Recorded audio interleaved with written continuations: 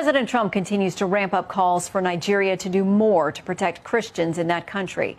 Let's take a closer look at the roots of religious tension there. The country is split into three sections, the north largely Muslim and at least partially governed by Sharia law.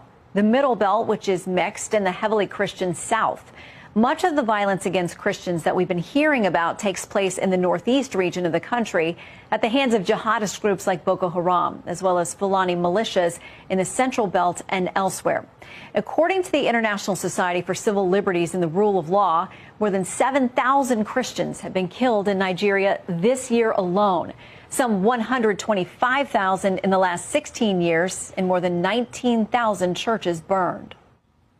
So let's bring in Congressman Riley Moore, one of the first lawmakers to bring this to national attention. Good to have you on Fox News Sunday. Shannon, thanks for having me on. So I know the president has tapped you and Congressman Tom Cole to look into this. Can you tell us anything about how you'll investigate and what options you may give to the president, or what plans he should have for handling this?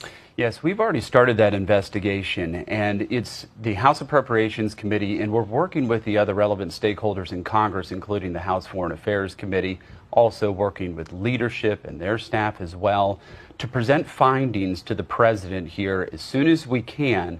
And once we have some real ground truth from our perspective, obviously we've been working with the State Department, the NSC as well, and the White House staff, and we're in constant coordination and communication on this issue. But we're going to get to the bottom of this, and obviously the map that you just showed really highlights the tragedy that's going on there, how horrific this is, these killings of these Christians, our brothers and sisters in Christ.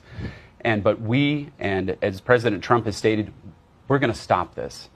Well, he's talked about potentially boots on the ground there, going in guns a-blazing. But I want to read something from Nigeria's president. He says the characterization of Nigeria as religiously intolerant doesn't reflect our national reality. Religious freedom and tolerance have been a core tenet of our collective identity and shall always remain so. Nigeria opposes religious persecution and does not encourage it. He says the picture we're getting here is not accurate. You know, unfortunately, that is completely false. I mean, there are states in Nigeria that have blasphemy laws, people who are facing the death penalty right now for blasphemy against Islam. There's a person currently right now who's held in prison for defending himself from attack from a Muslim militant from the Fulani tribe. He defended himself, and he's facing the death penalty. So, no, there's serious persecution happening in Nigeria. I know the president, Tinubu, is in a difficult position and trying to protect his interests there in that country.